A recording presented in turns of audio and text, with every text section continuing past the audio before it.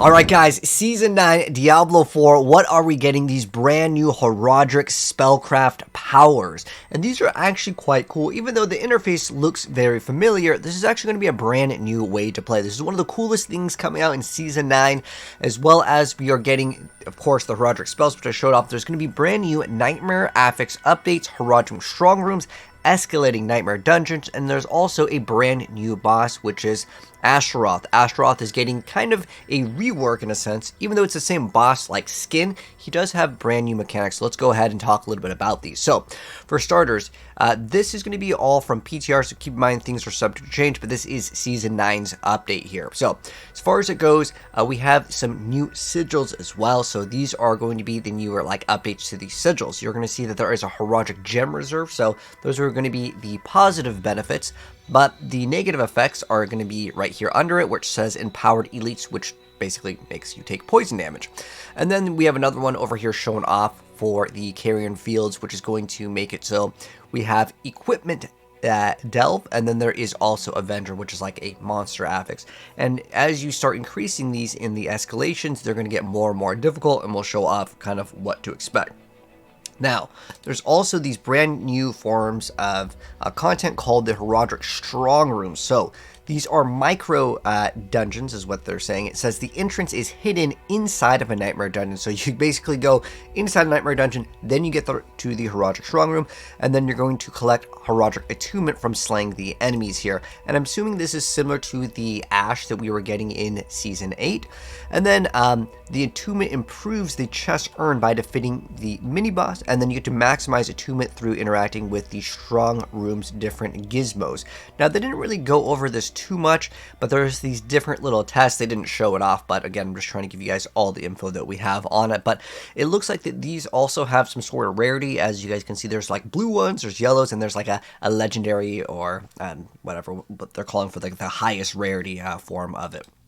Now, what are the new Escalating Nightmare dungeons? So, what we're going to do is we're going to fight through a series of Nightmare dungeons, and at the very end, there's a little thing you click on, and you're going to go to the next stage of the Nightmare dungeon. There's going to be newer affixes added with each dungeon, which is going to increase the difficulty, but also the reward efficiency. So, I don't know if this means that we're going to get multiple greater affixes, because even if we're getting, like, you know, more legendaries, if they're not greater affix or higher ruled aspects, it doesn't really matter. So, fingers crossed that this means that we get more greater affixes, as that's kind of the area that we could see some improvement as far as loot goes, in increasing the difficulty, unless we're getting mythics in here. Anyways, it says culminates with a boss fight, and then requires an Escalating Nightmare sigil, which currently starts dropping in Torment 1, from Strong Rooms. So you have to do the new Strong Rooms to engage in this, which makes me think that maybe we won't be able to get these Strong Rooms in the base of the game. So I don't know if this means we're not getting it in Eternal, if it says that it requires these new Strong Rooms, which are part of the new season, unless this is added to the base game. But anyways, showing off what we have as far as these new escalation sigils. So you have to get these to do the dungeon escalation. So how it works is that you're going to do a Nightmare dungeon, and then at the very end there is this like chest that you're going to actually, or it almost looks like kind of like a chest looking thing. Let me see if I have the picture of it. But basically you go inside. Here's what it looks like actually right here. So it almost looks like a chest that you would open up, but you go into it and you click on it, and it's going to give you the next floor.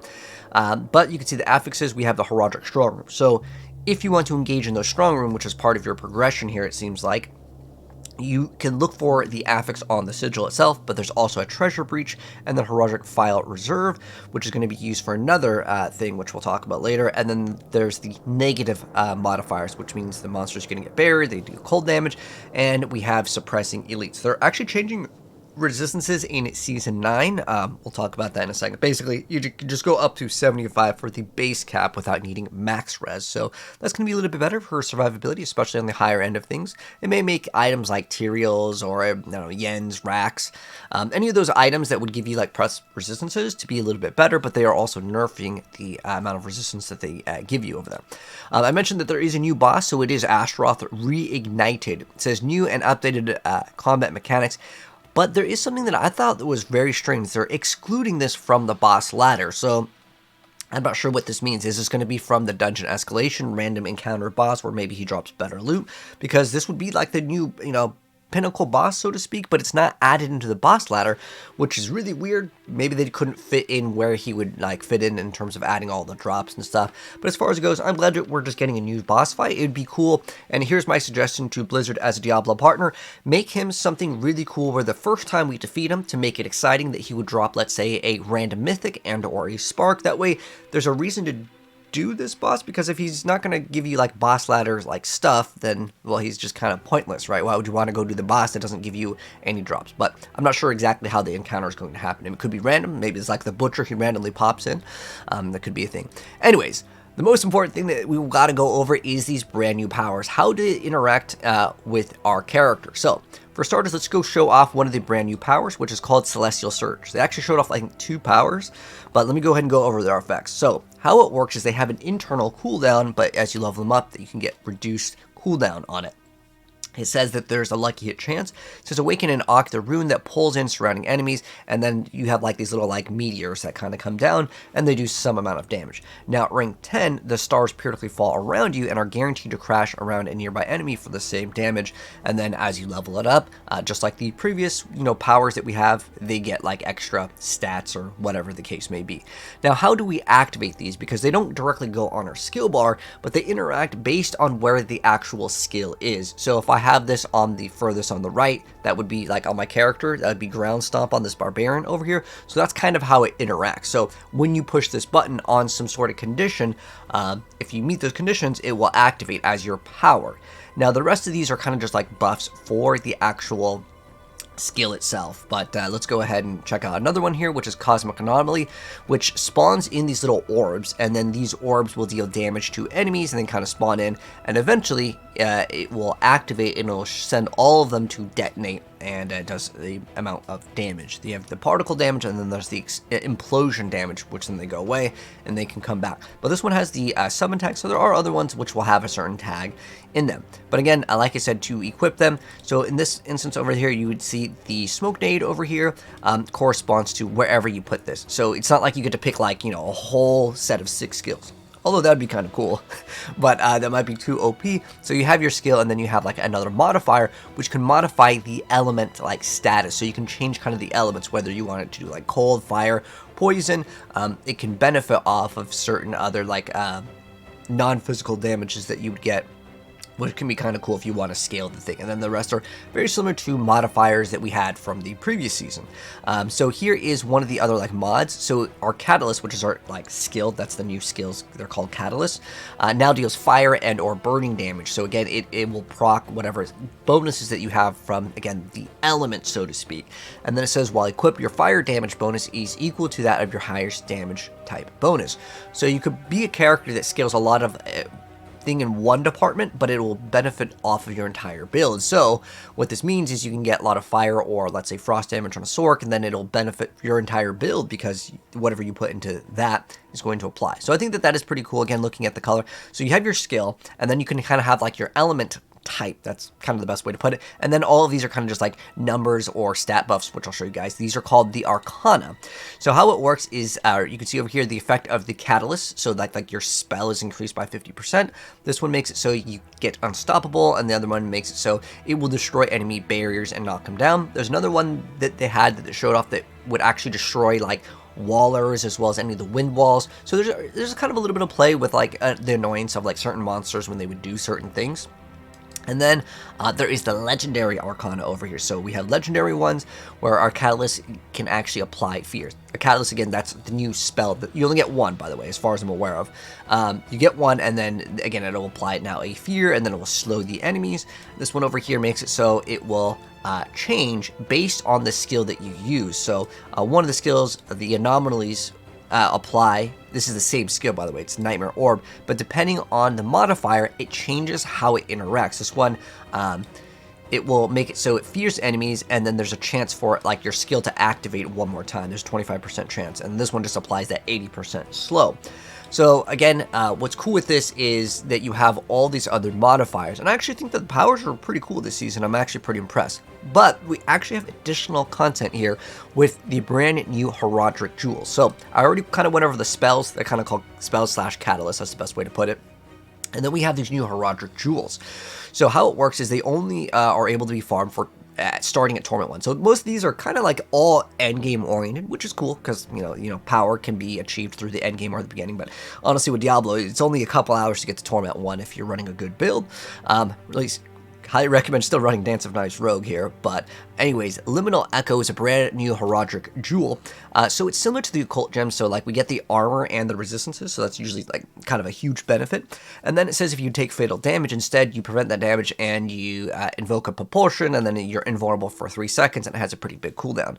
As far as I'm aware of, they did not show off like that many jewels. In fact, that was like one of the only ones that they showed off. There is 15 brand new jewels, and I'll give you guys like a video that goes over all of the jewels and all of their effects, and I'll let you guys know what the best ones are once all of that does get released. They're supposed to release a blog relatively soon that hopefully goes over all of it, and I'll make a dedicated video, so if you're new here and you want to see all the effects of everything, I'll make dedicated videos. This one's supposed to be kind of like a generic what's going on with Season 9 sort of video, but cool effect. Although I'm going to be straight up with you guys, unless you're playing hardcore, you're probably not going to want it. In Diablo, all we care about is damage. Big number, go up, good. And this is kind of like a cheat death, unless you're running like some sort of build where you very often rip. I just don't see people using it as far as like in the meta, again, unless it's hardcore. Anyways, how do we acquire these? Well, you earn tomes from Strongrooms starting in Torment 1. You can also craft with Horadric files and gem fragments, so it's going to be similar in the sense of crafting. However, they said it's not going to take as long as the Season of Witchcraft. If you guys remember Season of Witchcraft, to craft those gems, man, it was a really long grind, so hopefully that'll be much easier, like they mentioned. And it says socket to further bolster your Horadric spells and your build. So you get I believe, put up to 3 of these because these go in the jewelry slot. But nonetheless, very similar mechanics to what we've seen before. Oh, actually, you know what? Here's the other ones. So here's the one I already went over. This one over here, which is Liminal Echo. Here is actually, yeah, there's 3 more. These are okay, yeah. So Tyrant Bane here. So how this one works is, again, you still get this is on every single one where you get the armor as well as the resistances. And Tyrant Bane says after you deal damage over time to an enemy, they take 0.33% more damage over time from you forever. This one could probably be one of the best things in the entire game, one of the most broken things that you could add. My guess is they will end up putting a cap on it. If you guys don't know what Bane is Stricken is, think of it kind of like that from Diablo 3, where you can just ramp up your damage and eventually you will deal so much damage that you can kill anything in the game. Now, obviously, you still have a timer inside of the pit, but nonetheless, this could be something to absolutely consider because it is infinite damage in theory. Yeah, it will take time, but if you're able to run a build that shoots out lots of projectiles, that each one of them can tag some sort of dot, I mean, it will ramp up quite fast. So this will be very, very interesting to see if this actually breaks the game with damage over time builds. Next up, though, we have the Star Flux, which gives us our Catalyst deal 100% more damage. Again, those are the new Horadric spells. It says, however, you lose control over your Horadric spellcraft, causing your Catalyst to inherit infusions randomly. So there's kind of a downside where you get random infusions on it. And then we have Idle from Below, which makes it so you gain primary stat, and then you also get maximum life and are unhindered. However, you will be hunted in the Sanctuary's darkest places by Jewel Guardians. So while equipping this, you can get extra monsters to spawn in, which is actually very cool in terms of its idea, because what this means is maybe if you do the pit, you can have extra things spawn in, and that really helps out for clear speed with certain builds, so that it's going to be really awesome to see.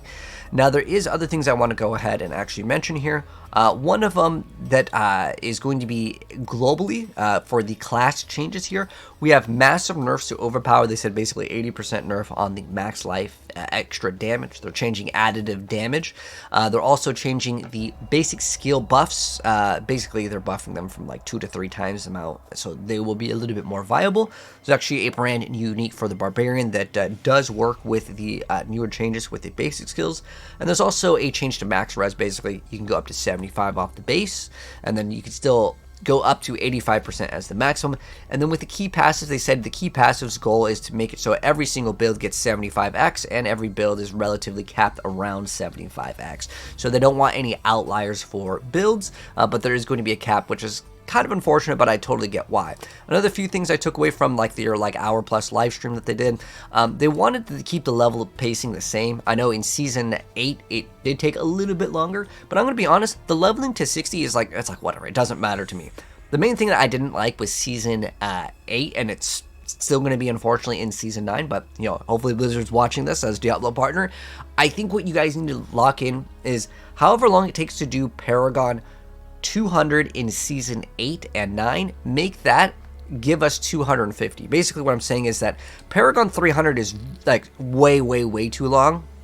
Majority of players just simply won't reach it, and I don't think you need to hit Paragon 300, but 250 is that sweet spot where your build is basically as powerful as it's mostly going to be. The additional ones are small additive damage, but it still kind of matters for players' progression to feel like when they log in, especially once you're past Paragon 200 in Season 8, it just takes a lot longer. Season 7 actually felt really good because we can do higher tier pits, our builds were much more powerful, but since you nerfed us, we kind of need a little bit of a little push, I would say, just to make the progression a little bit smoother, especially if people want to make alts. Having that Paragon really kind of helps out our alts get a little bit more power early on, so they can do higher tier pits, so then they can do higher upgrades on their glyphs a little bit earlier on. And then one of the things that they stated, which I think is a good thing, is the goal to do allow every build to do all forms of content, basically the T4 bosses, but not necessarily every build being able to do Pit 100.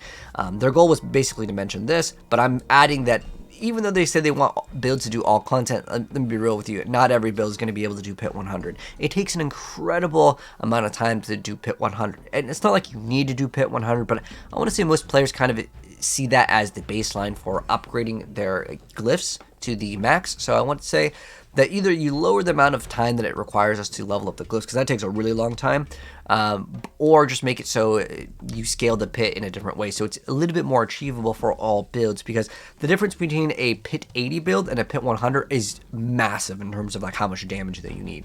They also mentioned some stuff over here. Basically, Lightning Spear is more likely going to get nerfed, and then Spiritborn is probably going to get some buffs. I mentioned that there is one new boss, and then the 15 jewels. And then I also wrote down that as a really good question, because a lot of these have an ICR internal cooldown that you need to have in order for the skill to be active, right? Because if we have these new powers and then you look at the skill and you're like, well, it's like a 13-second cooldown, that's not going to feel very good. I would say I like it when they have no cooldown, but if they are powerful enough, then and we can get that cooldown to reach a very low, timer on it, like, every 1 second or something, then our builds can be based around it. But to make a build based around that form of your damage to have like a 10-second cooldown, it's not going to feel as good, especially with the leveling process. You're going to have it up less often. But I'm wondering if flat cooldown works with the new spell catalyst cooldown. That'd be cool. I think that'd be a great addition, but it was something that I just kind of had as a question. Next thing I want to mention, well, actually, you know what? We should probably reserve this for a separate video because this video is already getting a little bit longer. I'm going to make a dedicated video going over the class balance, but basically Necro gets a pretty big win. Rogue, I'll be honest, the new item is a very L item, and I'll explain why. It's just, unfortunately, not really usable. But we'll reserve that in the class balance and update video that I will be dropping very soon. But let me know, guys, what do you think of Season 9 after all these announcements? Are you guys really excited about it? For me personally, I really like the idea that we're getting these powers. I know that the interface looks similar to what we had, but the uniqueness of putting the power, choosing whatever element that you want and applying a condition, and then also maybe getting extra cooldown to have different interactions, that's cool. I like this. This is going to be kind of fun to kind of tinker around and add all these different little modifiers to it. However, I want to say as far as like the escalation in terms of the dungeon goes, you're basically doing triple nightmare dungeons back to back. Yes, the monsters get a barrier, they add cold damage, but am I going to feel that in the gameplay? We'll wait and see, but my guess is if you're running a good build, you're still going to be one-shot in everything in the nightmare dungeons. Unless we add like a world tier 5, we're going to be blazing through this, and it really comes down to if the rewards are actually good. Like, can we get mythics from this? Because if I cannot upgrade my character in a meaningful way, I can only really objectively say Pit is still the only form of endgame content, which is not what I want to see in Diablo 4. I am very tired of the Pit being the only form of endgame content, and it's great that you guys are adding new forms of content, but if the new forms of content do not drop mythics, it does not let me upgrade my glyphs, well then I still have to do the Pit as my form of progression. Unless, again, I'm getting triple GAs out of here, then I can go here to get my triple GAs, and then I'm still unfortunately just doing the Pit. So I really want to say add some new other forms of endgame content. Doing triple nightmare dungeons doesn't get me personally excited, at least as of right now, but I'll at least go in with an open mind, and if it feels really good, if I can feel that these barriers, these cold damage additions to the game really shape up the game, then that's awesome. But the way I see it is the powers are cool, but the newer form of endgame content, they didn't really show off one of the newer forms of endgame content. Whatever these little like tests are, is this a puzzle? If you guys haven't gone to some of like the sellers, there are some of these puzzles, and honestly, some puzzles are okay. Some of the other ones we have to do the memory light game, hell no, I'm dipping out of that immediately. So we'll see what these little tests are. Again, they didn't really reveal that fully, so we'll wait and see. Anyways, let me know, guys, what you think of Season 9 so far from their campfire announcement, and I'll be updating you guys with the class balance video very soon. So if you're new here, subscribe to the bell, and I'll be dropping it, literally recording it right after this. Anyways, peace out, Diablo player. Looking forward to Season 9. Let me know what you guys' thoughts.